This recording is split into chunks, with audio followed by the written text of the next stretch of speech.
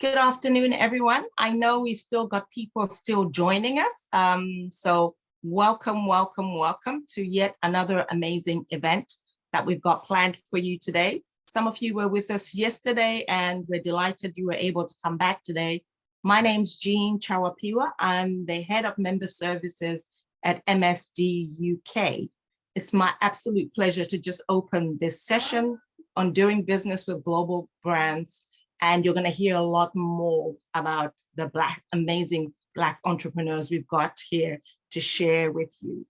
So I just want to tell you a little bit about MSDUK, and then I'm going to introduce you to the partners that we've partnered with for bringing this session together. MSDUK brings together innovative and high growth ethnic minority businesses with global corporations committed to creating an inclusive and diverse supply chain.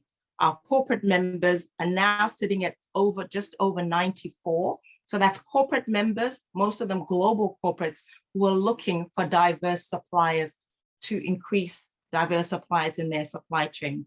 It's really an amazing business. I've spent 6 years with another organization that did a similar thing. So I know how amazing this absolutely is. I want to introduce Sarita Murray. She's the founder and CEO of Black Excellence Network UK. Thank you, Sarita. I know you were with us yesterday and you were amazing there. Sarita is the founder and CEO of Black Excellence Network UK, founder and CEO of SM Events Management Agency Limited, a diverse and inclusive focused event company which has created and executed a number of well-known platforms that create awareness of diverse and inclusive subjects and also enable empowerment to the target audience. Sarita is the organizer of the EYBN Black Tie Ball, increasing the awareness of influential Black leaders and celebrating Black excellence. She's a board member and ambassador of the Baton Awards, which recognizes the achievements of diverse women across industries, and a member of the Black Leaders UK. Sarita has made significant differences as a diversity and inclusion leader and change agent. And we know we need a lot more change agent. Sarita, there's even more. Sarita is the former chair of EY's Black Network. Sarita has planned and implemented several programs, initiatives aiming at developing members of the network across all levels at EY to prepare them for progression. And EY is a member of MSD UK and a very active member, so we know how committed they are to that. Sarita, please, I want to hand over to you to please give us a recap of yesterday's webinar. Brilliant. Thank you so much for that brilliant introduction, Jean. Really appreciate it. So yes, as Jean said, I'm the founder and CEO of the Black Excellence Network UK. Really happy to partner with not only MSD UK, but also the Black Business Network, founder being Shari, who you're going to meet shortly. Really happy to be part of this event because literally we know that there's so much to do in terms of diversity and inclusion, and we need to move the dial forward and be making proactive steps. And in order to do so, we brought you 2 events. One yesterday and another one today. Yesterday, we basically connected numerous businesses with corporate organizations. We had Andrew Edgley from Sony Pictures Entertainment. We had Georgina Lothar from Nestles. We had Joe Gregson from Co-op. We had Scott Vowles from Apple. We had Sean Ellis from EY, and we had TJ from ISG.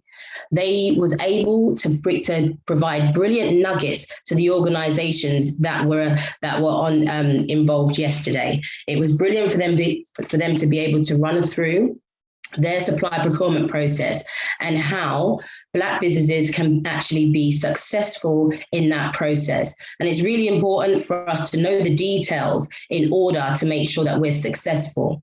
Not only did the organizations go through the process, but the actual businesses in attendance had the opportunity to meet in a breakout room to go through the nitty-gritty of all the things that they would need to put in place to make sure that they were successful in the tender process. Process. And then the brilliant part of the event yesterday was the Black businesses being able to actually pitch their ideas and their businesses and services to the organizations. And that was a great thing to see. And hopefully we will be sending out some information so you guys will also be able to see what we saw on the day as well.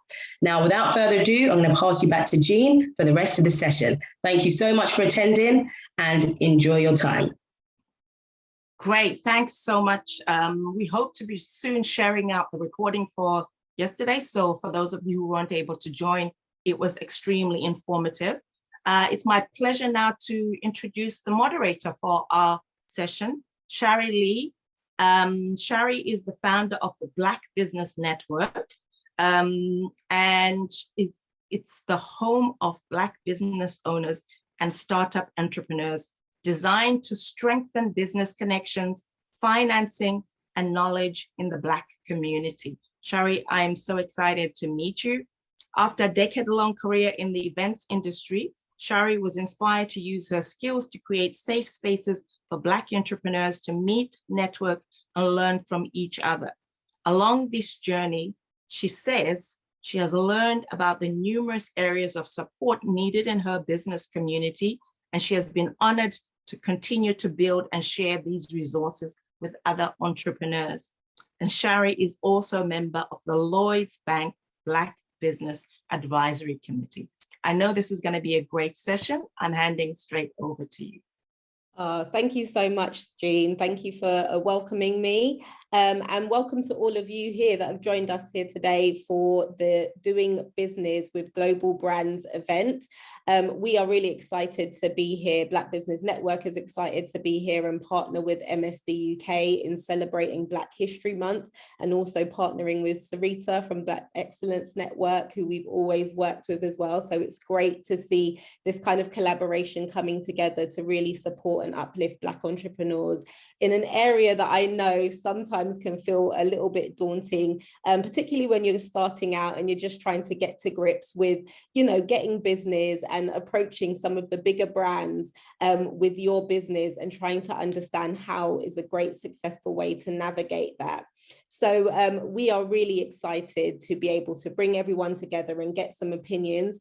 We've got some great entrepreneurs joining us today to share their experience so far and what it's been like for them in this journey of engaging with, you know, corporate brands and big global companies as well, and how they've managed to secure support through their for their businesses. So today we've got Olu, who's joining us, Selena, Byron, and David, and they'll all be sharing with us a little bit about what their journey has been so far. So what I'll do is actually ask each of them to kick off by saying a little bit about themselves. And I can see David on my top screen there. So David, do you want to start off by maybe sharing a little bit about yourself, your business, and what your business journey has been so far for you? Thank you, Shari. It's great to be here and alongside such great speakers and other entrepreneurs doing great work in the space. So I'm David Chen, co-founder, co-CEO of Capsule, and I've been an MSDUK member for a number of years. And to go into what Capsule do very briefly, we're a technology business that helps pharmaceutical companies manage their supply chains when sending products to emerging markets. And we're predominantly focusing on sub-Saharan Africa. So we actually joined the MSDUK network when we were at our very inception. So we were just two guys with an idea and really just wanted to figure out how we can take something that we believed is important to do, and we felt that there was technology today that can enable that, and really through working with MSDUK, went through that journey. We ended up pitching in the Innovation Challenge back in 2018. And recently, the companies announced partnerships with some of the big global brands. So really, although I still consider myself very early in the journey, it's been quite a roller coaster, and MSDUK has been there right from the beginning. So lovely to be here. Well, it's great to hear. That's actually really amazing to hear that you've been receiving support throughout your journey. So I'll hand over. Selena, please tell us a little bit about yourself and your business. Hello, thank you, Shari. It's lovely to be a part, as I'll echo what David said, being a part of this webinar today and really being a part of other entrepreneurs and Black entrepreneurs. It's nice to see that we can collaborate and all come together. So my business has been running for about 7 years now. We celebrate our 7th birthday last month, and we came about more so in regards to just being able to provide services and mediation services specifically to organisations and individuals to resolve their disputes. It really was an idea for me really to just balance the work and family life.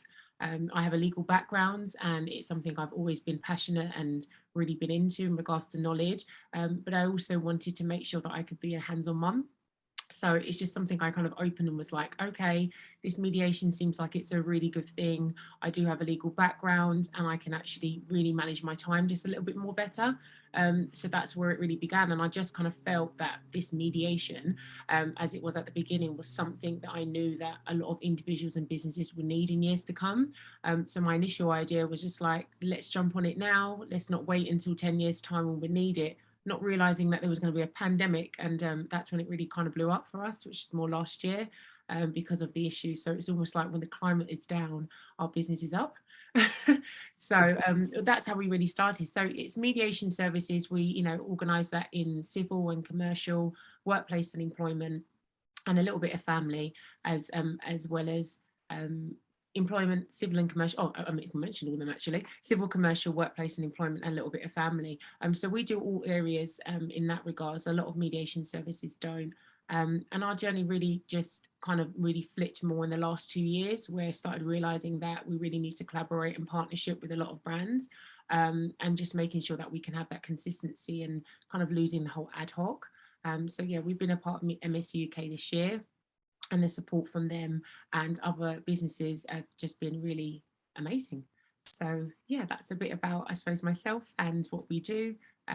Yes, thank you, Shari. Oh, that's great. Again, I mean, I think your story is one that probably is echoed by a lot of, I know definitely from the BBN side, a lot of our members as well of wanting to balance family with their business. And I would love to hear more about some of those commercial mediation sessions and what that looks like as well. So that's really great. So let's move on. Byron, please tell us a little bit about yourself and your business and what your journey's been so far. Oh, I think you're muted, Byron. Yeah. Can you hear me now? We can. Live. Yeah. So good afternoon, everybody. And I'm really proud to be part of this event with MSD UK. So my name's Byron Dixon. I'm the founder and CEO of Microfresh International. I was that kid in school that was always the annoying one, the one that's always up to mischief, not anything nasty, not fight or anything like that, but I was always the one that the teachers had to keep an eye on. My headmistress spotted that it was just boredom and pushed me into chemistry. So I am a chemist. I did Open University in chemistry. I got a chemistry degree the hard way, and I have a chemical business. So our business is Microfresh. It's a product that goes into textiles and leather and fabrics, and it stops bacteria growing, which sounds pretty boring. But what that does is it stops nasty bacteria like E. coli and salmonella. So we're great for fast food uniforms or workwear, and also it stops odors. So you can see our name in next in John Lewis bedding, stops odors and keeps babies protected. Back to school shoes, there's a little swing tag on that says contains Microfresh, makes the shoes last longer for the mum's purse. So 2 reasons that kids' school shoes are thrown away are because they grow out of them or they start to smell. So we've proved to be a great benefit for most retailers. We're a global business. We're based in Leicester, and we ship to over 60 countries, and you can see our name in probably about 20. We have 13 overseas offices, and we've been members of MSD UK now for over 10 years, so they've been with us on the journey. And recently, during the pandemic, which is obviously it's an awful pandemic, but it's made the consumer more aware of what they touch, what's on all surfaces. So it's been exponential growth for our business, and that's the last 15-year Microfresh journey. Amazing. I'm so innovative as well, the product and what you do, and helping us all kind of keep everything fresh. I love that thing about school shoes as well. That's amazing. So let's just quickly move on then, and also hear from Olu. And Olu, if you could tell us a little bit about your journey too and so far. Yeah, good afternoon, everyone. So first of all, I'd like to thank MSDUK and the Black Business Network and Black Excellence Network. Real honor to be here along with my esteemed panelists. Really excited. Black History Month, is such an important time to celebrate our Black talent and businesses. But I just want to add that it shouldn't be the only time. So my name is Olu, and as you may have gathered, it's Olu. I'm Nigerian, born and brought up in the UK, and I'm the CEO and founder of Synergy Solutions, a specialist consultancy practice focused on helping companies embrace digital technology safely, whilst remaining resilient and keeping their customers at the heart of everything they do. I'm also on the board of a Cambridge-based tech ecosystem and a Warwickshire-based college group. Synergy Solutions was incepted in 2005. It started its life as a small business consisting of me freelancing my time for money. I realized that this model was not my aspiration. It was not where I wanted to go. I wanted to grow my business, and this required different skills. So my business grew from being UK focused to doing projects on business with major brands in the Middle East, Africa, the Nordics, and across the whole of the UK. With our growth, we've had to evolve our product offering from its initial focus on call centers and training to now focusing on 5 key areas. So customer experience, business resilience, cybersecurity, digital inclusion, and well, we've got those areas. During the pandemic, one of our success stories was the rollout of a program of support and interventions for women entrepreneurs in over 70 developing countries. And that was rolled out. And this was working alongside a major INGO. And this has really helped, certainly in terms of those women, and helped them to pivot their business during this time.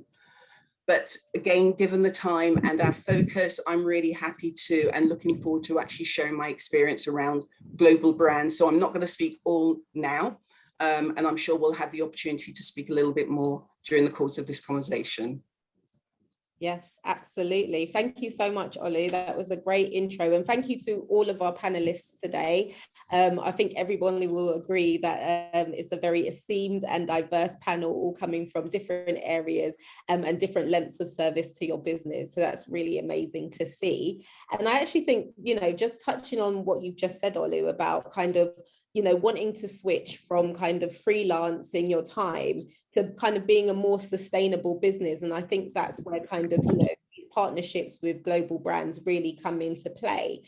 So I'd love to hear for you, from your perspective, what was it that made you kind of feel like now's the time to kind of get started? And how did you kind of prepare yourself to kind of take those opportunities? And what did you need to kind of take into consideration before kind of starting on this journey to start accessing global brands and corporate brands? Thank you for that. Thank you, Sherry. So certainly in terms of my experience, I realized that I didn't want to retain the business as an SME. So in essence, what I was doing was I was actually investing my time with, so let me start again. So in terms of my time, there were caps in terms of what I could do as a freelancer.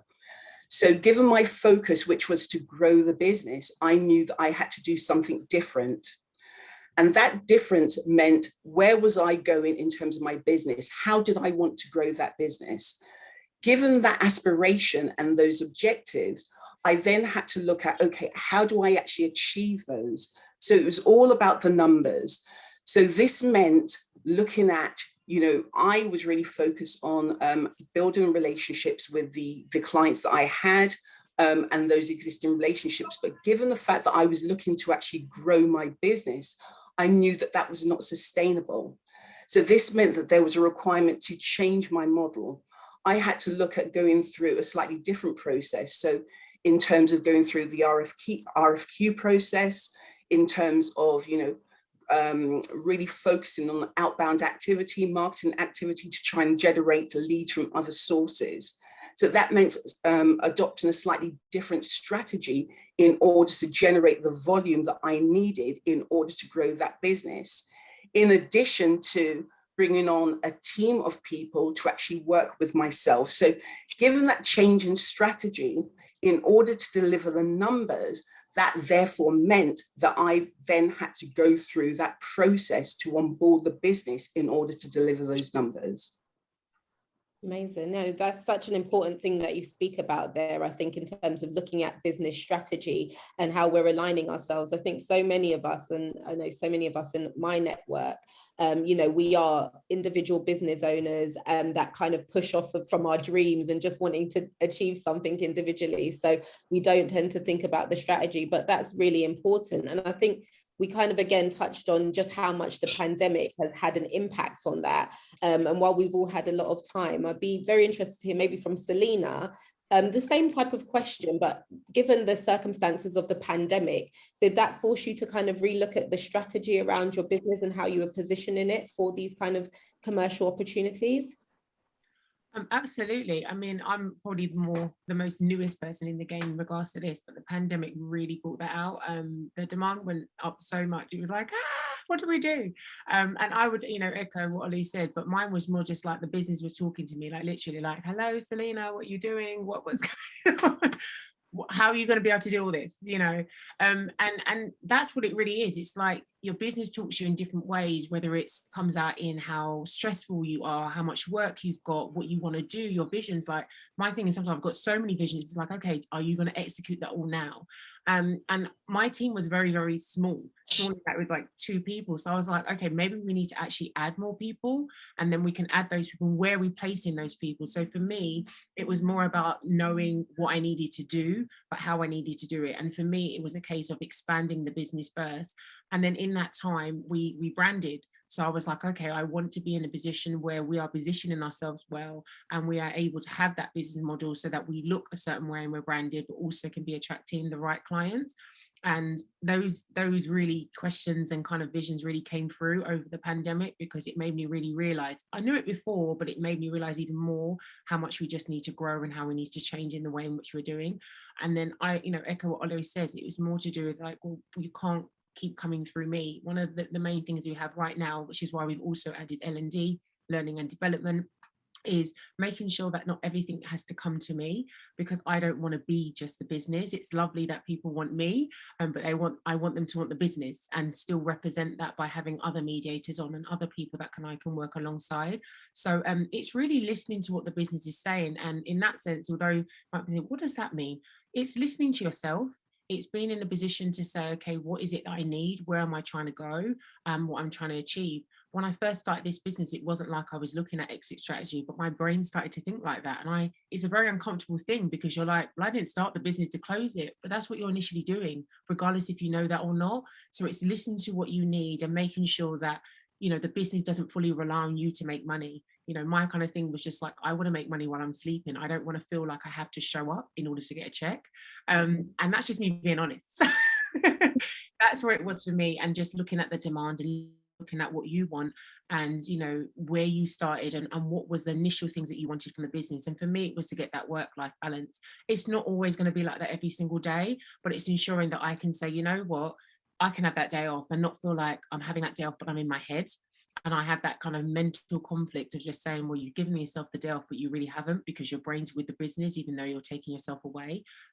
So it was those kind of things that really made me think, okay, we need a change, and making those changes to be effective, because we can all make changes in our business, but it's about using those certain variables to ensure that you're able to get the effect that you want, or the outcome that you want, you know, from that change. So yeah, I hope that's it. No, definitely. And I think it's really interesting actually that, you know, one of the key themes that's coming out of this now is really asking yourselves the questions about business strategy and where you want your business to go and how you want it to grow. But also, I really love the fact that both of you said something about your team and having to grow your team, because I think, again, we tend to have this kind of one-man bandwagon approach sometimes in our business community. So I think it's really important to talk about teams and how we build. And I know, David, you touched on that you started off as just a two-man team. So what was that experience like? And when did you guys kind of know that it was time to start growing and start kind of developing the team in order to grab these opportunities? Yeah. So firstly, Selena, you said so many nuggets of wisdom there that I can start a conversation on each of those points, but I'll keep it concise for this one. But the team is absolutely critical. And my business partner, he's been my childhood friend from the age of 5, so he's more like a brother. And we see the world in 2 completely different ways, and I think that's been one of the keys to us growing, and then also how we engage with the large corporates. So a bit of context, you may have guessed this, but from my personality type, I'm an extreme optimist. I see the bright side of everything, and I have what I call delusional self-confidence. My co-founder, he is completely the opposite, where everything has a hole and a problem in there. So when we were in the very early stages, just having both lenses looking at all of our problems, that was really critical. So when we were really early on, I would always be like, we can start pitching to these big companies now. And he'd be like, hold your horses, David. We're a 2-man band with very young, very inexperienced, talking to these large corporations. We need to look a certain way, which is kind of touching what Selena mentioned in terms of rebranding.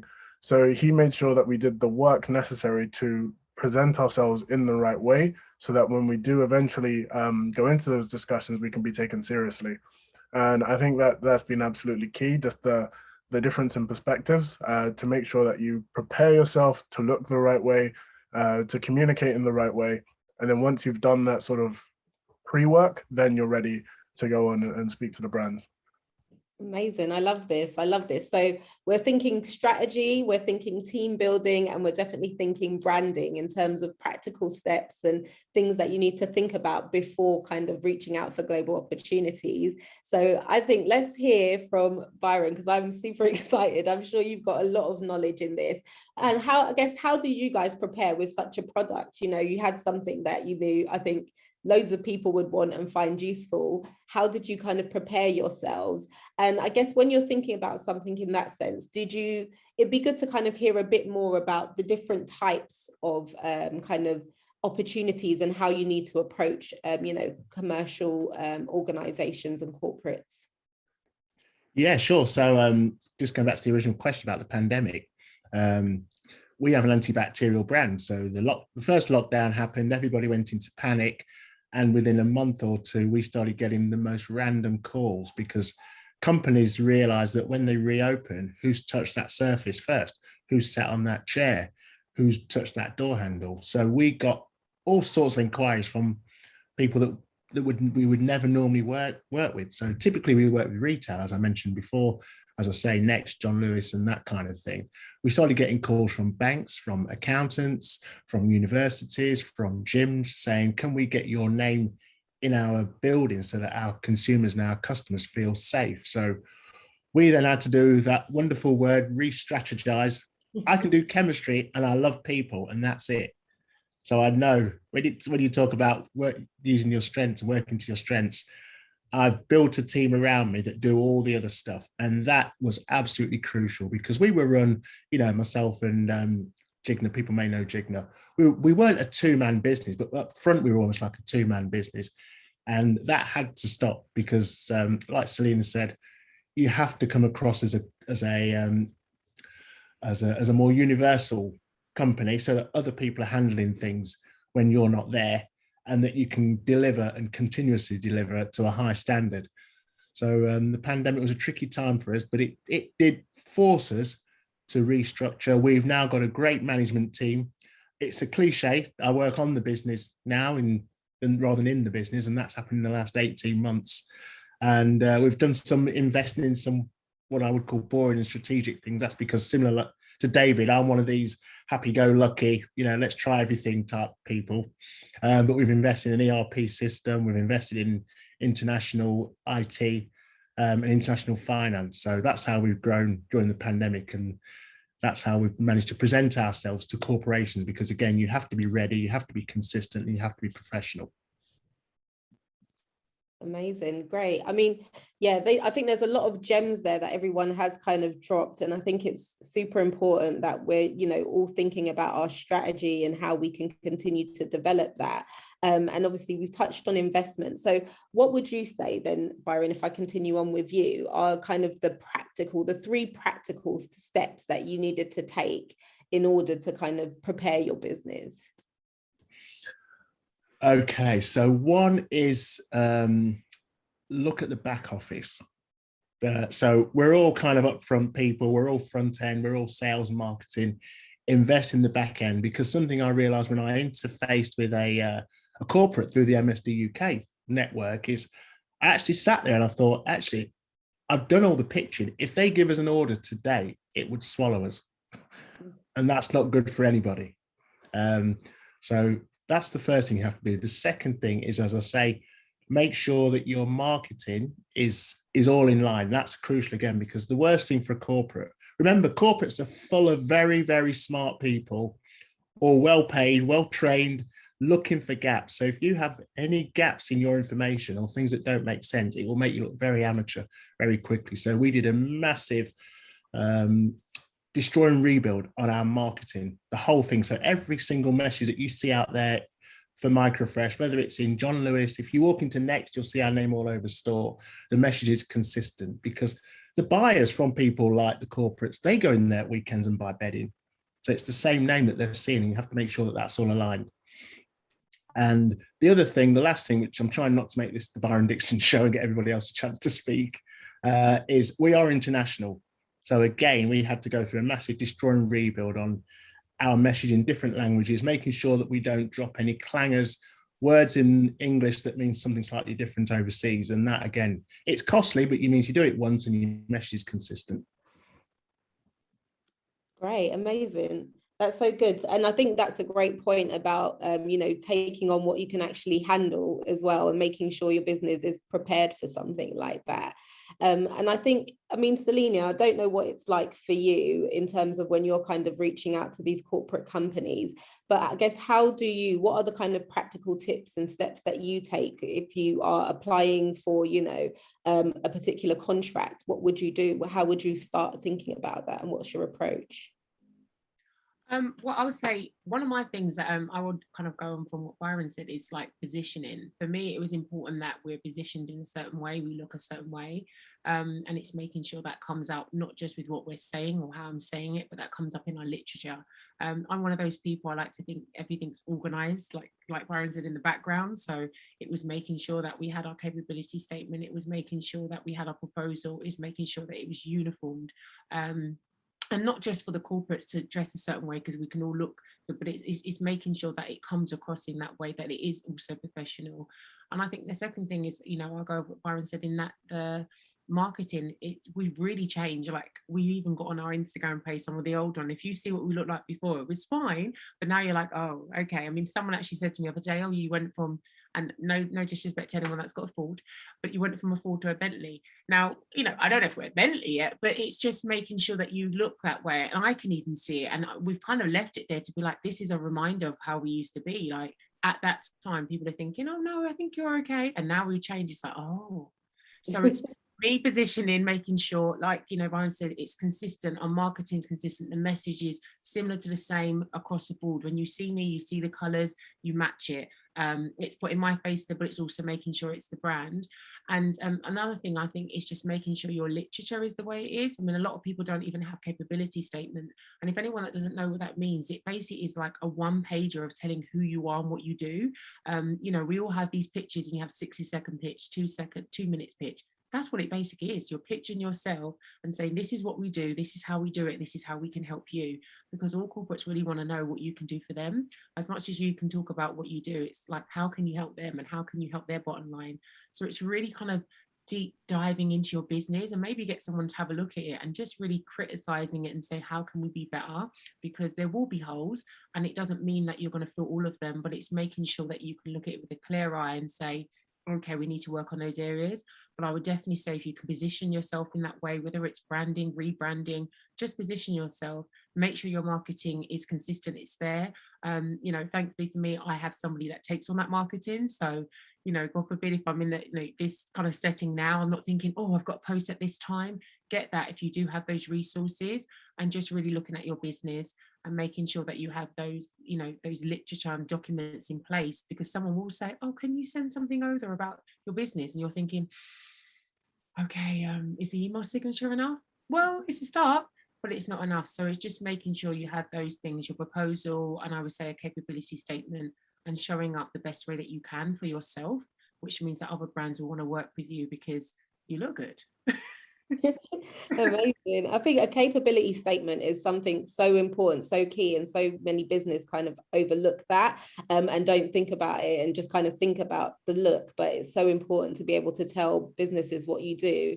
And I guess for you, David, being in the pharmaceutical industry and looking at supply chains, I would assume that's quite a difficult one to kind of like navigate yourself into. So what did you have to kind of put when you were, you know, submitting proposals? What was it for you? How did you set yourself apart and kind of really get into those existing relationships? Yeah, so you rightfully stated it was a really hard industry to get into. It's everyone in there is very experienced, former doctors, pharmacists, and so on, and then have all this industry experience. So you're walking into a room where you could be 20, 30 years younger than the next person to you. And for me, it was accepting some of the domain expertise that I had acquired before setting up the business, and just being really unapologetic about my experience. So something that I say now quite regularly that I would almost cringe at in the beginning is that I was the youngest keynote speaker at a number of pharmaceutical conferences in the world when I was early on in my career. And I just left that as a small footnote in sort of my presentations and stuff like that. But now I just own it when I go into the room, because there's always going to be that, how could you know this much in the space, or how credible are you? Just owning the work you've done to get to that point, and being very unapologetic about that. I'd say that was the main one. And then secondly, when to both Byron and Selina's point, when it comes to the back office side of things, making sure that we've done our homework, and also that we've done all the preparation work. There we go. I'm struggling to speak right now. We've done all of our preparation so that if and when the conversation does progress, we are equipped to deal with that, and having that confidence that it is not just me that's doing everything for this company, that I have a capable team around me that will handle whatever comes, and also having the confidence in the team that should something challenging come up, between us we'll figure out a way to address it. Now, I would, early on in my career, I suppose early on in my journey, I'd convey that confidence, and it would not necessarily have the work done behind it. But now it's more confidence from knowing that the work is done, and we've done all of the preparation that we can. Amazing. That's so good to hear. So I think we've got, you know, having a capability statement, making sure that you're prepared, I think, from the back office, ready to do the work, but also prepared and visually how you're looking. So Olu, do you want to kind of close us up by giving us a few of your practical tips when you started kind of, you know, applying for these kind of corporate relationships and putting yourself out to tender? Absolutely. So yes, it's really important to have all the slick marketing, but I also think systemizing as much as possible is really important. So one of the things that we also should look at is the RFQ process. Now, when you go through that process, there are certain things that will always be asked for. So your quality statement, your data security policy, your EDI policy, all of that sort of thing. So that's really important to have all of that available, so that every time you respond, or each time you respond, you're not having to recreate the wheel. I think that's really important. The other thing that I think is important is recognizing that not every single opportunity that comes through the door is right for your business. don't say yes to everything. So again, having a process in place, which is what we do, which is this opportunity right for us? So reviewing it in terms of our capability, our competence, you know, the value of the project and all of those sorts of things. Because again, if you are looking, we're a consultancy practice. So we look at, you know, the number of people, you know, how we're utilizing our consultants. And we want to make sure that whichever opportunity we go for, we have a greater chance of actually winning that. So not everything's going to be right for us. So we go through that evaluation process. One other thing that I think is also important, I've actually been on both sides of the buy-in process. So I've been a buyer and I'm also a supplier currently. And one of the bugbears that I had at the time as a buyer was you would get suppliers responding to questions by just, you know, putting their marketing literature in the response. So they were not actually answering the question.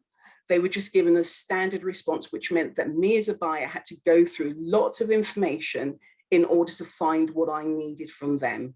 And as you would know, that would then have an impact on their scores. So now, given that knowledge, when I respond to RFQs, I make sure that I understand exactly what they're looking for and respond and make it as easy as possible for the buyer to get the information they need in my response.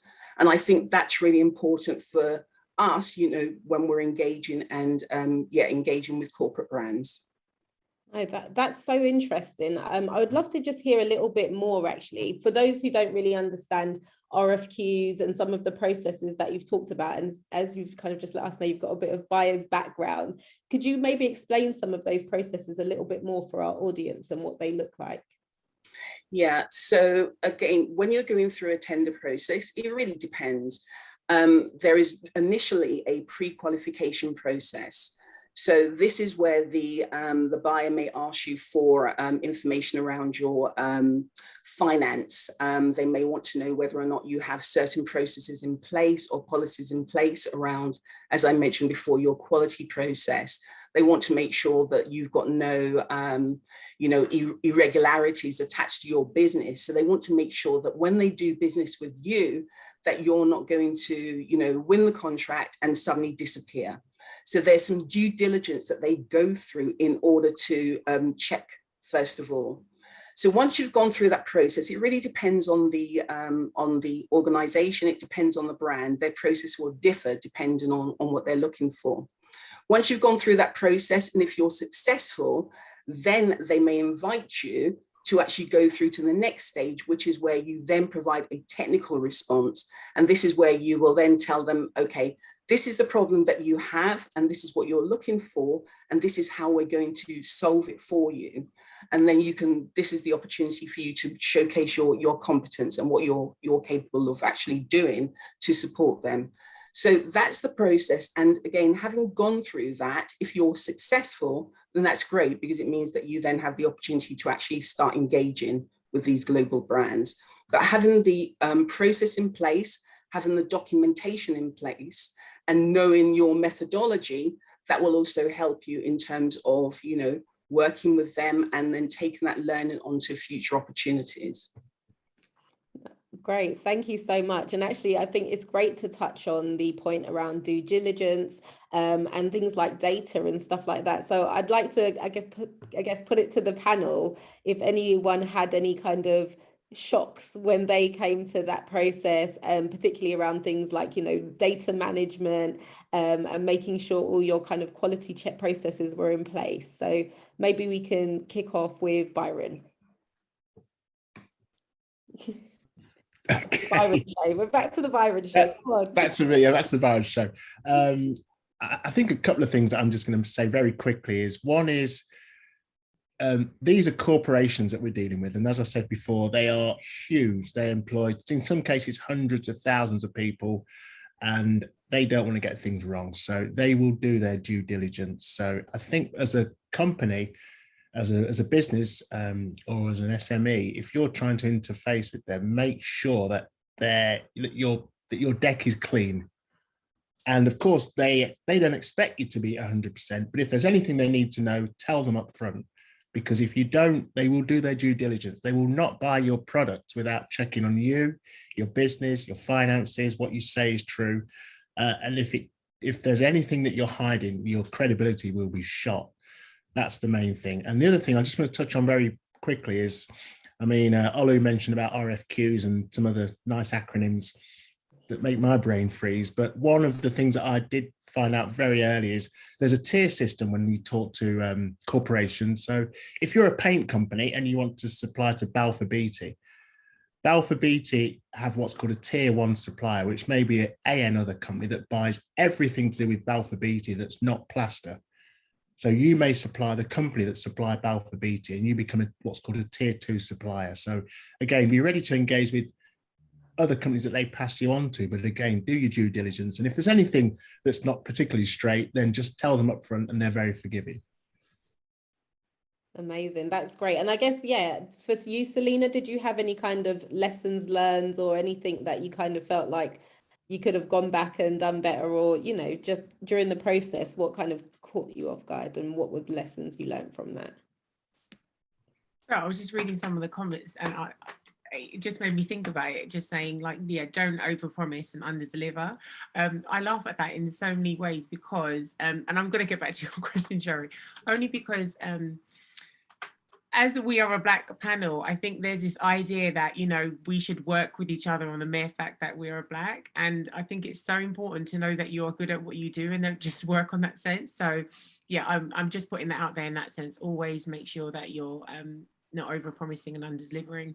In a sense of making any mistakes in that sense, I don't think I've made any mistakes so far in that sense. And if there is, I don't really see things as a mistake in that, because I think you can learn from everything that you do, and I wouldn't take anything back in that regards. But I think it's just, like you said, tightening the ship a bit more and making sure that you've got things in place to ensure that you can get the best opportunities. Some of the opportunities, just like what you said, you might go for and I think, oh, that's great, but is it for me? So that would probably be the only mistake, in just knowing that earlier on, to say that that probably isn't a contract that you want to actually go for. You're not ready yet. And I think I find myself in that because of I'm a visionary. I'm ready to kind of go there and it's like, you're not ready. So just making sure. But other than that, I don't consider really anything to be a mistake, because I've learned so much and I think it was something I needed to go down. So no mistakes, no regrets, or there is a mistake, but no regrets. Does that make sense? Yeah, absolutely. That makes sense. I think, yeah, you're absolutely right. You don't want to look at anything as kind of, you know, a mistake or regret, but more so just the lessons that you can learn and take away from that. And yes, there's lots of exciting stuff going on in the chat. So just as a quick reminder to everybody that is tuned in, that you can kind of put all your questions in, and we will have time for Q&A after we finish up the panel session. So you'll get to ask all these questions. So please keep dropping them into the chat and we will get to them. But just coming back to kind of what we're talking about, I think, David, you're quite a new business, still growing. So what would you say have, in this kind of short period of time, have been the lessons learned for you in terms of trying to engage with some of these brands?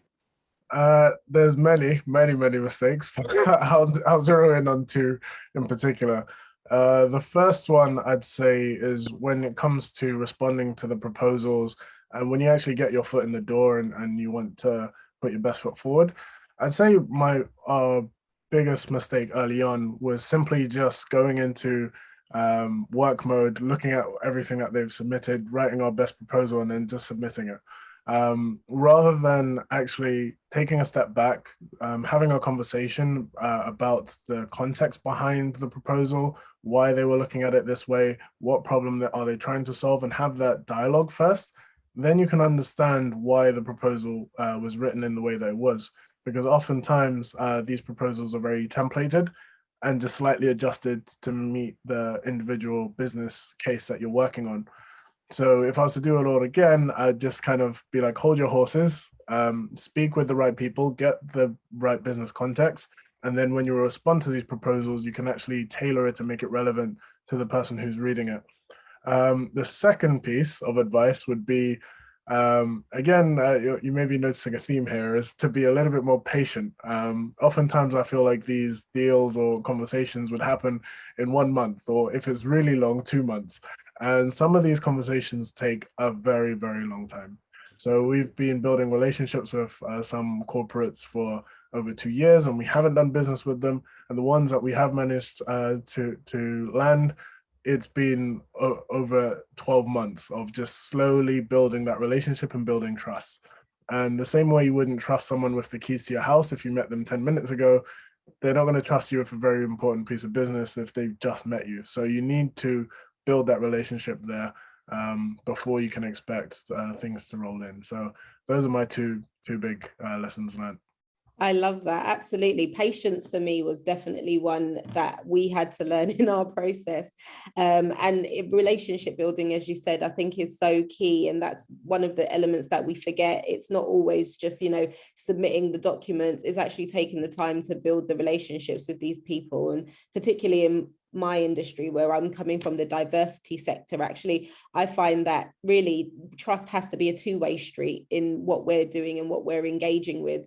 And I think it's important for us as Black business owners to really kind of establish that as well, and establish that trust has to be a two-way lane in anything that we're doing and how we're going to engage. So I think that's a really, really great point, and being patient that, yes, these can take, some of these corporate conversations can take, years to kind of develop sometimes. So I think it's really good. And I mean, Olu, do you have any kind of comments, I guess, on pacing and then also on some of the lessons that you've previously learned as well? Yeah, I think certainly one of the things that I found when I first joined MSDUK, I was really excited. I went to my first Meet the Buyer event and I thought, yes, all these great corporates. And now that I've met them, I'm going to win some business and I'm going to hit all my numbers. It's going to be fantastic. No, it takes a lot of time. So again, it's changing that mindset, recognizing that it's an opportunity to meet these corporates. Once you meet them, then it's all about building that relationship, keeping in contact with them, keeping them updated with what's happening within your business, because ultimately people like doing business with people. And if they have an opportunity, they may not have an opportunity at the time that you speak to them, but if you're always front of mind, then when that opportunity comes, they'll automatically think of your business. And that's something that I've learned, and I think it's really important for us to be aware of. So just temper our expectations, work on the relationship, network, and then just keep them updated. Awesome. And I guess, does anybody have any comments then on what's your kind of best relationship building tip that you could offer to our audience? Olu? I don't think it's a tip. It's just, people like doing business with people. So, get to know them as, they're not going to be your best mate. Well, some of them will be your best mates, but some of the best business that I've got, and I have to say, has come through, people that, I've got to know, in the work context. And before you know it, we've become friends. And, they, as they progress within their organizations, they come back to me, they know what I do. So that's how we've, that has worked really, really well for me in my business. So again, it's the same sort of thing. When you start to work or engage with these corporates, then you start to get to know them. They see you at events all the time. You talk to them, you get to know them. It's not just about business. Find out how their day went. Find out about, you might find some information that might be useful for them. Share that with them. That's all about building the relationship. And I think that's really important. Great, that's great advice. And how about for you, Selena? Because obviously what you're doing now, you're kind of in an area where information has to be a lot more sensitive. Do you find that has any effect in terms of how you build relationships with some of your clients? Yes, I mean, I think one of the things that may be a little bit separate to most of the people on this panel on doing business is that we can't always disclose who we work with based on the confidentiality of it. But we can, speak on the sectors, which is quite nice, and they understand that, the sensitivity of it. But I think the main thing is just making sure you're going for the long game. If you're not that person, probably business isn't for you anyway. But we're in here to make sure that we have a longevity and a long journey, and it's making sure you can put that, put that first foot forward and simply say that. Another thing is, I think, is also talking with other businesses. Some of the work that we've received, I haven't actually worked with that specific person, but because of the energy and the presence that we bring, they've said, oh, you know, we've heard some great work from so-and-so, and we've heard some great work in regards to this person. So you may not get direct work from the person you're speaking with in regards to that corporate, but because of what you're doing and what they believe in, because they may not have that room for you right now, they will refer you to other people. So like what Olu said, have those conversations, find out, you know, about their breakfast maybe, or their dinner, or their family. It's about making sure, because your name will go round, and your name will mean everything, not just, you know, based on what your business is. It's based on who you are. You know, they're interested in who you are. So I might be chosen as their mediator merely for the fact of maybe how I look, or how I come across, or what I said, or the interests that I have. So, you know, that focus shouldn't just be like, you know, like you said, turn up, here's a corporate, oh, they see me, we had a conversation, because they've probably spoken to, you know, 50 to 100 people. Why do you stand out? So ensure that you have a presence. Obviously, don't put anything on if that's not you, to be like, hey, I'm over here, but make sure that you have that presence there, make sure that you're seen, and make sure you stand out, and that you're having these conversations and going for the long haul game, and continue to connect, and making sure you're speaking to other businesses so that they can also put your foot forward. Because, you know, we're no longer in a situation where now we have business cards. The people you speak to is your business cards, right? So it's making sure that you have that. So I would definitely say that, keep talking, keep being you, and just keep shining. That's it, really. I love that. I love that. Being yourself in these situations is so important. And what about you, Byron? I know you're working with, you know, really massive kind of well-known global brands. And I guess, how do you kind of stand out? And also, how do you know that you're speaking to the right people? Who are the people to identify and start building those relationships with? What have you found? Wow, that's two loaded questions there. I'm going to steal Ola's phrase, front of mind. I love that. I've just learned that today. But two things I would say. One is be interested rather than be interesting, because interesting is about you.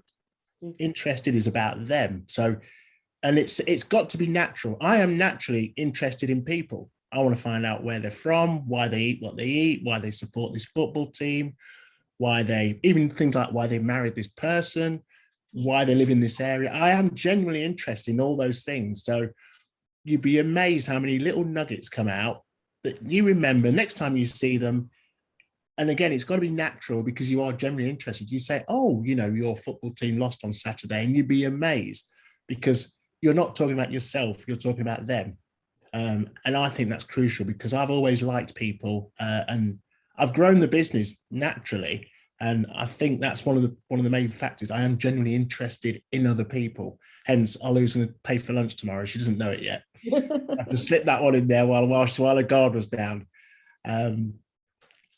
And to get to the right people, it's a bit of an old adage, but ask. And again, you'd be amazed. People do open up. If you say to somebody, listen, I want to get this to this stage, who's the right person? Generally, they will ask, unless you come across as pushy, where they think the last thing I'm going to do is recommend you to my colleague, because she or he is going to come back and say, this guy's a pain in the, can't say that word, can I? Pain in the butt. So, but you'd be amazed once you've got a relationship with them and they feel comfortable with you, you can say, listen, who is the right person? Our product goes into footwear, and it's quite easy when you go into M&S's headquarters at Marble Arch, and you say, listen, Mr. Footwear Man, who's the person on bedding?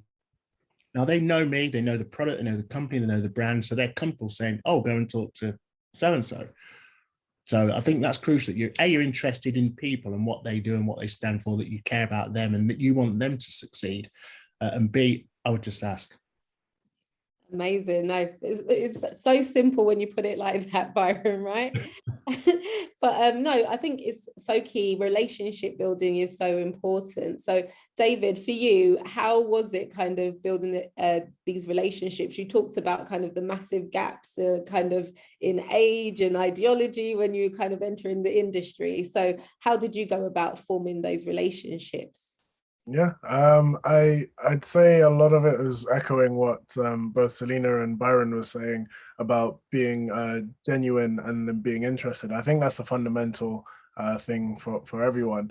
I can't remember who said this quote, but it's something that stuck with me, that no one can be better at being you than you. And that's kind of what you need to take into all of these discussions.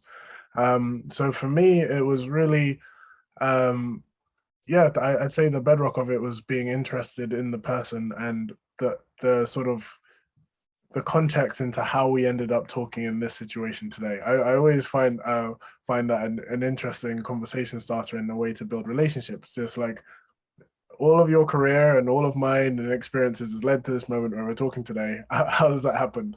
And I find that's a good basis to building the relationship. And I think just as I mentioned earlier, just owning everything about myself, the good, the bad, the ugly, and then just being very open and honest about it. And I think if you go into any relationship, not just the business one, with a long-term mindset, and you just say, I'm going to be here for the long term, so therefore I'm not perfect, no one's perfect, these are my strengths, these are my weaknesses, this is what I'm working on, and learn that the same for the other person across the table, it's the basis to which you can form a trusting relationship, because they know you're not trying to pull the wool over their eyes, you're not going to dart off at any moment.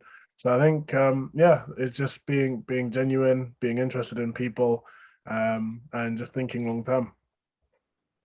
Yeah, I think absolutely right. And we've touched on it, and we've spoken about kind of also, you know, having that longevity and understanding that corporate brands want to make sure that you're not going to kind of, you know, it's going to be a one job and done. And, you know, all that the work that's gone into this is going to be a long lasting relationship, I think. So it's really important to make sure we're building that. And I think that then would lead me on to our kind of final question about the importance of networks, and how you guys have kind of gone about cultivating your networks, maintaining your network, and what kind of impact your network has had on the, you know, your relationship in terms of getting corporate support, and engaging with global brands. So let's kick off with Selena, and then we can move around and get everyone's answers. Well, they haven't asked me to plug this, but I mean, even MSDUK, you know, that's already, you know, expanding your, you know, your reach in that you're dealing with other businesses. And I think it's also, and this is something I say to myself, whatever I say to you is what I'm also telling myself, is that you are not just also focusing just on the corporates, it's the businesses. Some of the work that I've even received or even, you know, been passed over with an email, and I'm like, oh, how did you get that? Because another business has been my, you know, like I was saying before, being your business card. So it's making sure that you're joining groups. I would definitely say groups that align with you. You don't want to be sitting there joining every single group going because, you know, you need to expand your network. Join groups that actually align with what you're doing, your values, where you want to go, and how you want to, you know, show up with other corporates and with other businesses, and join those groups and make sure that what they're offering is obviously aligned with you, and vice versa.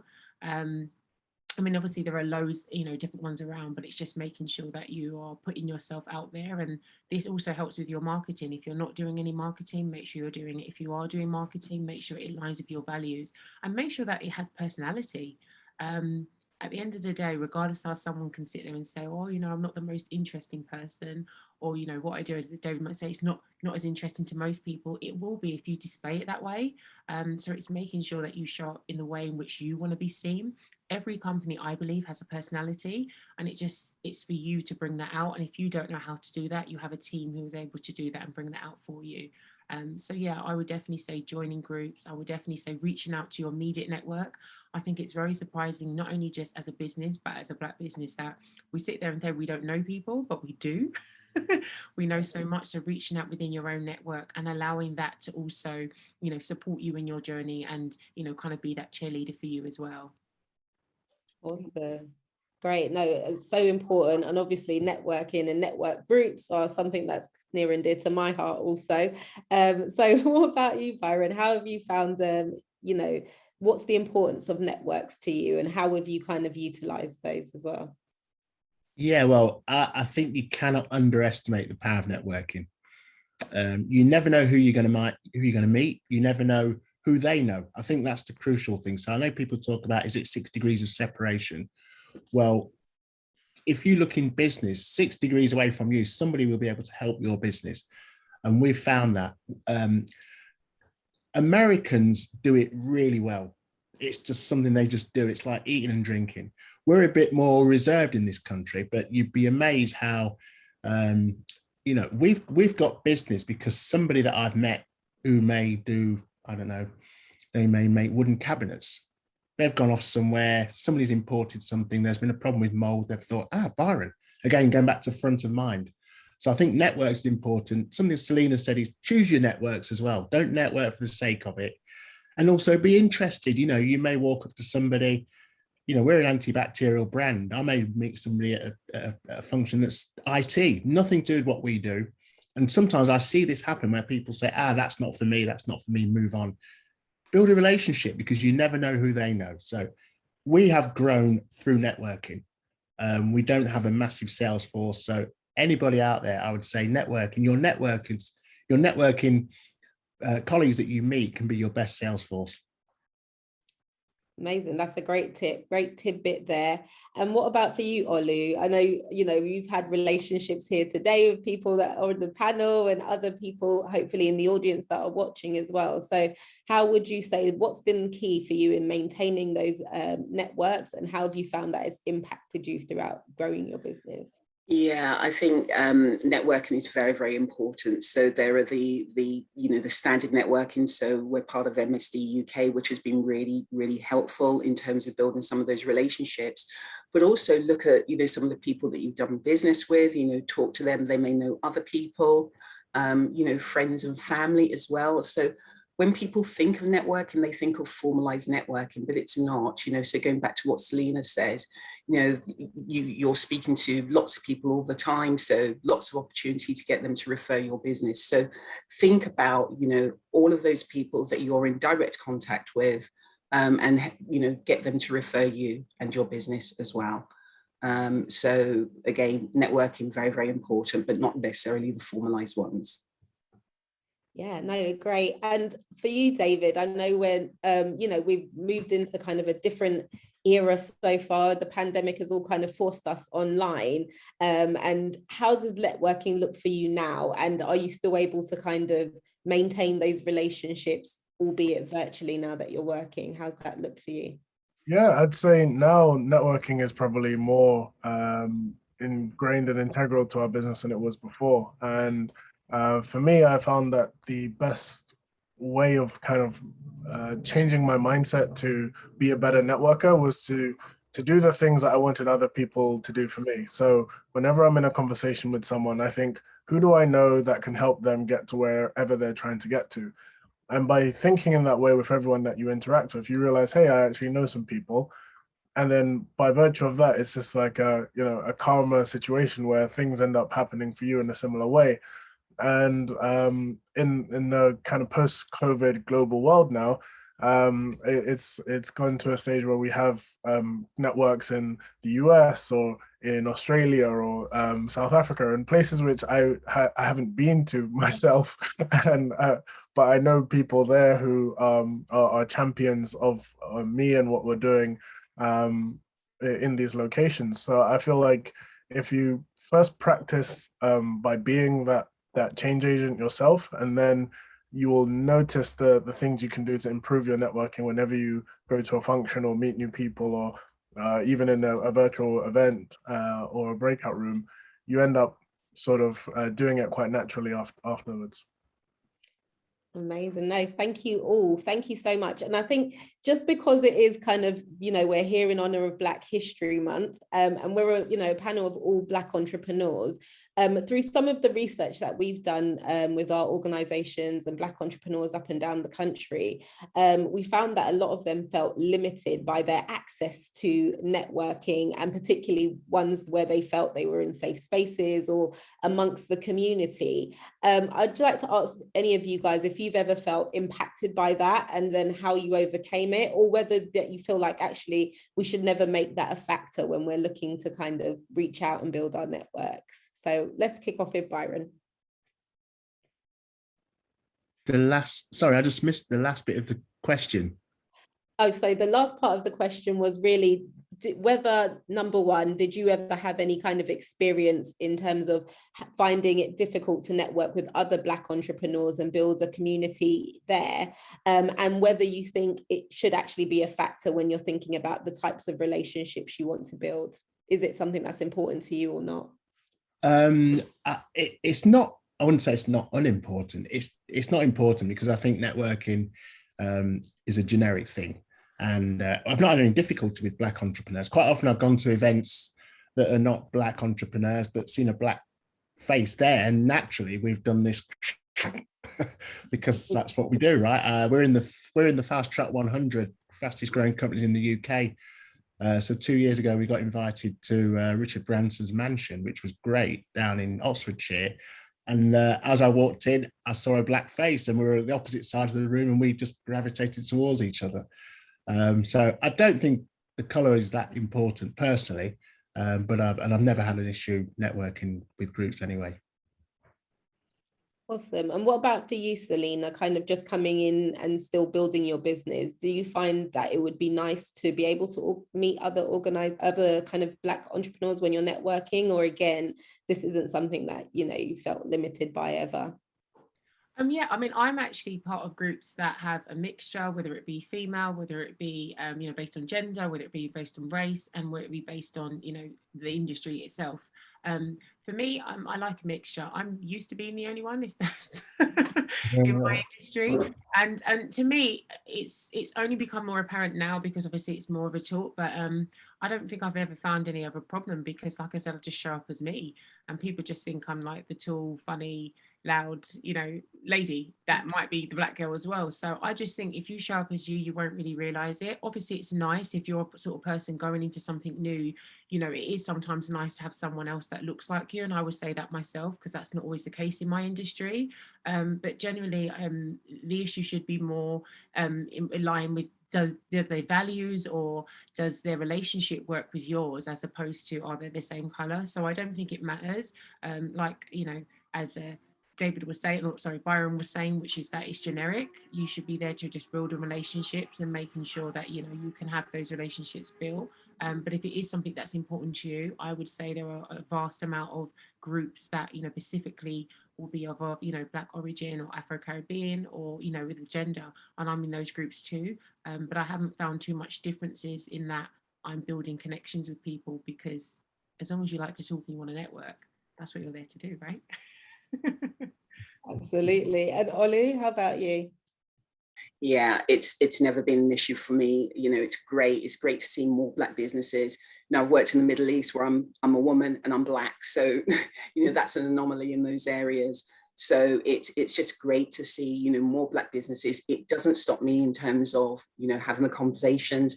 It is all about the relationship, and I think I've mentioned that a lot of times during this conversation. So that's the important part. It doesn't matter what color you are. But what I would say is that, seeing Black businesses, we want to support each other. We want each other's businesses to grow. So, going back to what David says, when we're having the conversations, it's not just about, what can you do for me? It's what can I do for you? Relationships is give and take. And I think that's really important when you're having those conversations.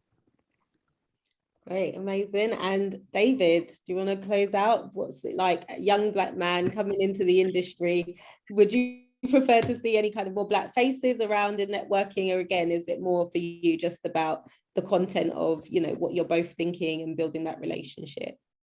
I'd say it's kind of half and half. In one aspect, it's irrelevant. When I walk into a room, you're kind of, as Selena mentioned, you're used to being the only one in the room, or the youngest one in the room, or whatever that thing is. You just need to learn to be comfortable being in unusual situations, because let's face it, starting your own business and doing all of that is quite unusual in and of itself. So it's something you kind of have to embrace.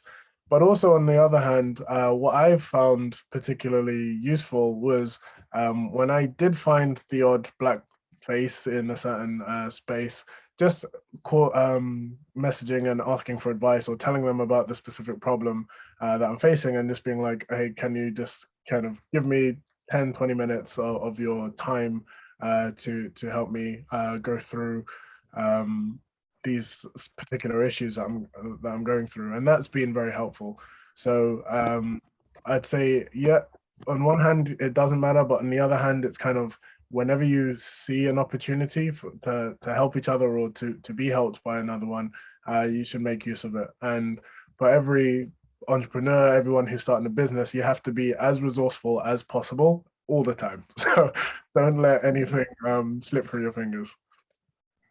Oh, amazing, amazing. Thank you so much to all of you guys on the panel for your amazing answers. I am going to go over and have a quick look and answer some of the questions that we've been getting in. I can see the chat box has been moving, lots of comments coming in. So we're going to answer all of that, but I just want to thank you all. And I'm sure everybody's found this as insightful as I found it. And thank you for sharing your tips and your journey and your advice. So let's quickly have a little look at what's going on over in the chat box. Again, Lianzi has already kind of seconded what I've just said. I picked up some really great gems today. So did I. Great advice shared here today from Norma. So it's really great to see. And I felt that way as well. And then we've got a question here from Deborah. And she said, did or does the size of your size matter in terms of working with corporate organizations? So I'm guessing she means in terms of your team, and we talked a little bit about building out your team, but does size matter when you're thinking about approaching corporate brands? Do they want to see that you've got a kind of big organization and structure behind you? Or do you think actually, you know, as long as your team is small but in place, that can work as well? So let's start with you, Olu. What do you think? Again, it really depends. It depends on the size of the opportunity. So if you're going through an RFQ process, then there will be, so Byron talked about the tier 1, tier 2 opportunities. So if it's a tier 1, for example, then size will definitely matter, because they're going to look at your size, they're going to look at your turnover, they're going to look at all of those sorts of things. But there are some opportunities where the amount is quite small, in which case it's okay. So they know that you're an SME or a micro-sized business, and the opportunity would be open for you. If you're not going through an RFQ process and you're speaking to a corporate, they would have known about you and your business. Be very, very open with them. All they want to know is, can you deliver? Are you able to solve their problem? And what I'm seeing at this moment in time is that there are lots of global brands who are really keen to work with startups because they see them as innovative. They're coming up with great solutions that they can't actually develop in-house. So they're very, very open to working with startups and companies who are a lot smaller because of that innovation and creativity, which some of them may lack. So size doesn't always matter. It really depends on the opportunity and the size and the opportunity. Great, amazing. I mean, Deborah's just clarified that she was talking about team and turnover. And what about for you, Byron? I know you talked a lot about having to kind of go back and restructure to make sure you could take on some of these orders, when you are going out there for them. So again, do you kind of second what Olu said, or do you feel like there are going to be occasions when it's going to matter? Yeah, I mean, Olu's quite answer that question really intelligently, and I'll just say, without trying to be corny, is the only person that size matters to is yourself, because whatever you have, going to tier 2 or tier 3, if you're interfacing with a corporate that sees value in what you do, they will find somewhere to get you in. And as I say, that may be tier 2 or tier 3. Just as an idea, to get in as a tier 1 supplier, i.e. a direct supplier to somebody like Barclays Bank, you're looking at probably 50-page application form and a 30-page contract. So unless you are 50 million plus, you don't want to be doing that. But if you've got a good product, a good offering, a good service, and you're interfacing with the right person, the decision maker, they will find a way to get you in the right tier. So the only person that size matters to is yourself. And again, I'm trying not to be corny saying that, but be positive and go for it. Amazing. And I mean, I would just encourage everyone to keep sending their questions in. But I've got a question, and that's really about, where do you look? So when you are thinking about getting corporate opportunities, are you kind of guys just going out there and, cold calling and reaching out to people, or are you where are you sourcing these kind of opportunities for tenders from, and how do you begin to look? So I'll start with David. Thank you. So as I mentioned, entrepreneurs, you need to be resourceful. So most of us comes through cold calling, cold emailing, and so on. And then you get a little piece of luck where some piece of work or some conversation that you had a long time ago, someone might forward you something. But I'd say 80–90% has just been sweat from myself and the team, which is fine. I think the main thing is to make sure that you're tracking everything that you're doing and trying to optimize those conversations wherever you can. So I think it was Olu that mentioned earlier that if you're not the right fit now, you may be further down the line. Keeping people updated and keeping them abreast of what's happening with your business, it means that something will turn around eventually, if you're the forever optimist like me. Amazing. And what about for you, Ollie? Did you kind of go out and do the kind of cold calling, or was there somewhere that you could like look for contracts that were out for tender? Yeah, so again, it varies. So you have to have a balance of activities. So for us, there was some cold marketing. So you have to do that in terms of your marketing, getting your messaging out there, all of that sort of thing. And then looking at things like Pro Contract, Contract Finder. So that's another source of generating, opportunities. In addition to MSDUK, have a conversation with them. Let them know about your business. I've had situations where I've spoken to MSDUK. I need to get into this organization. Who's the right person for me to talk to? So utilize them as well. So that's what they're there for, in addition to the networking. So it's not one approach is the only thing you focus on. You have to vary your approach in order to get the business in. So using David's words, be resourceful, not one size fits all. It's you've got to do lots of different things to get the results you need. Amazing. Yeah. And for you, Selena, in your industry, is it pretty much the same as well? It pretty much is. I'm going to echo what everyone else says. Yeah, don't put all your eggs in one basket. I think the saying was, it's to be resourceful, not to be a resourceful person. Because everyone believes that you already got it in with you, but you have to find ways. To be an entrepreneur, you have to be really creative, and I would definitely say innovative.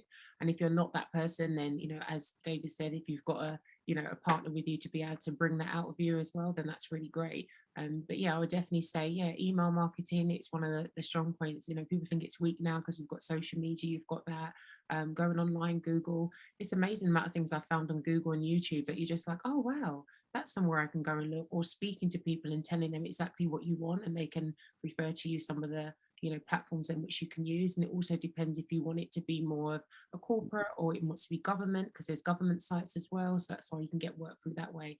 But I definitely would say, there's no one size fits all. Put yourself out there, speak to people, let them know what you want, what you need, and also be there and be able to support them in what they want and what they need as well. Spread the word, spread yourself, let them know, speak. So that's what I would say the advice would be, really. Amazing. Okay. And we've just had a question in, which is, what advice would you give to a new entrant into the UK market? So Byron, what advice would you give? Well, selling into the UK, first of all, don't be based in Europe. That's a 5-year-old joke. A new entrant into the UK market, advice I would give would be to, right now, the economy is in a bit of a state. So everybody's looking for value. And I think what we can do is, if we have a product, we can get very engrossed in what our product is, how great it is, what it costs, all this interesting stuff, instead of being interested. Look at the UK market, think, does the UK market need my product? Is there a tangible either marketing edge or a benefit to my product? Is there a potential cost saving? Is there a potential innovative edge where this product can save money or save time? And I think right now, because of the state of the economy, that's where you've got to be looking at to get into the UK market. Not just saying, I have a product, it's wonderful, and it costs £10. Absolutely. And Olu, I see you're nodding in agreement there. Is there anything you want to add on to that? No, I think Byron said it very, very nicely. So it's all about the value and, how do you save time? How do you save money? Don't be wedded to your product, don't be at all, because I've seen some businesses, they've got a product and they just want to push it. Well, if the market doesn't want it, they don't want it, unless you can solve a problem for them. Absolutely, absolutely. So, I mean, some amazing words of wisdom from everybody on the panel today. Thank you again so much to all of you, Byron, Selena, David, and Olu. Thank you so much for coming and joining us for this MSDUK Black Business Network and Black Excellence Network event. It's been an honor to kind of hear from all of you guys and really hear your honest feedback and advice. And I think we've all taken something from that. So I'm going to just do a quick wrap up ahead of handing back over. So I just want to say a quick thank you again from Black Business Network in particular. A lot of the points that have been touched on today are great things that we provide, resources we also provide. So access to networking, access to educational events, getting advice and support on how you can grow your business as well. And it's fabulous partnering with someone like MSDUK that also does the same thing. Sorry, I'm looking at the chat there. I can see everyone's going for a nice lunch. I want to join. But yeah, thank you so much for having us. And we are just really honored to be able to partner with MSDUK. And I know Black Excellence Network does a lot of the same things as well, but working in the professional field. And I think it's so important for us to be able to have spaces and platforms like this to voice our authentic opinion or authentic selves and ask all the questions that we need to do. So thank you, MSDUK, for allowing us to do that. And I will hand back over to Jan so she can take over for today and close us all out. Oh, excuse me, Jean. That's okay. Thank you so much. I think Sarita also wanted to just say one word of thanks as well. Sarita, do you want to do that? Yes, I'll quickly jump on. Thank you so much, everybody, for attending today. It's been a great 2 days. I mean, yesterday was great, and then today was great again. For those who attended both days, hopefully you've been filled with more than enough knowledge to hopefully drive your business forward. What we will be doing is sending out all the information that has been captured over the next 2 days. Jean's going to give you a little bit more information, but stay in touch with MSD UK. Myself, Black Excellence Network UK, Shari, Black Business Network. There's many things coming up. The Black Business Network, Shari didn't mention it, but she has her conference coming up in a few weeks' time, which is going to be beneficial again in regards to your business, because it's going to touch on the venture capital and finance side of things, which, as we know, when you're trying to scale up your business, that is a very important ingredient. So definitely keep in touch with what's going on. I'm part of the Black Business Week, which is happening literally in about a week and a half's time, which we have many events across that week in particular, which is great for career professionals as well as Black business owners and entrepreneurs. So please, again, stay in touch and we'll give you all the information that you need. But thanks again for attending. It's been great partnering with MSD UK, with the Black Business Network, Shari, and thank you so much, Selena, Byron, Olu, and David, for attending today. It's been great hearing about your journey, and I think we all want to be where you guys are now. You guys are doing great things. So it's just great to be able to learn from you, and therefore hopefully we can almost get through those barriers a little bit more quicker as well. So thank you very much, and there you go, Jean. Thank you. Well, what can I say? The speakers, you've been thanked, and I hope you feel thanked enough. We really are grateful for your words of wisdom and sharing your time and everything you shared today. It's been such a great day. I think it was Olu who said at the beginning, it's fantastic that we're doing this as part of Black History Month celebrations, but it should not be the only time. And I totally agree with you. We need to do more of these, getting together. Leading from that, MSD UK has an amazing list of events for 2022. So please join our network if you're not already joined. We're going to have business opportunity days in London and in other areas too. We have a lot of networks for our suppliers. We're meeting with our corporates on a regular basis. So we're finding opportunities. We're starting an opportunities newsletter. So if you're not on the mailing list, you're not going to see it. So please join us on social media. I think the handles have been put in the in the chat, so please look for them. And all I can say is everybody knows that corporates spend billions. Doesn't matter where in the world they are, they're spending billions. And currently still only 1% to 2% of their spend goes to diverse suppliers. And the corporates we're meeting with wants to double that year on year on year. They really do want to double. We're working with some amazing champions within the corporates. They're serious about finding you, finding the other Black businesses you're working with. So please introduce them. I've just joined MSDUK after working for 6 years in South Africa. Somebody mentioned South Africa. Okay, yeah. For We Connect International. So doing the same thing, connecting women-owned businesses to corporates. I'm delighted to now be a member of the amazing MSDUK team. We want to continue to connect you. We want you to connect with each other. My favorite word is collaboration, collaboration, collaboration. We can uplift each other in ways that are incredible. You know, go to these meetings knowing that you are also buying from diverse suppliers. So with that, I would like to just thank the MSD UK team who've also been part of putting this together. I'm just come in as the face. Iona's done a lot of work backed up by our marketing team, our events team, and other people. So thank you, everyone. And I think we're right on the clock. Shari, it was great. I knew you would lead a great conversation. And everybody else, Selena, Olu, David, Byron, who have I forgotten? Everybody, please, if I've forgotten your name, it's because I'm so excited about how amazing this was. Thank you so much. We'll see you soon, especially at the networking sessions. Please join us. Bye. Thanks. Bye-bye, guys. Bye. Thanks, everyone. Take care. Thank you so much. Bye. Bye. Bye. Thank you. Bye, guys. Thank you. Thank you. Bye. Thank you. Bye-bye.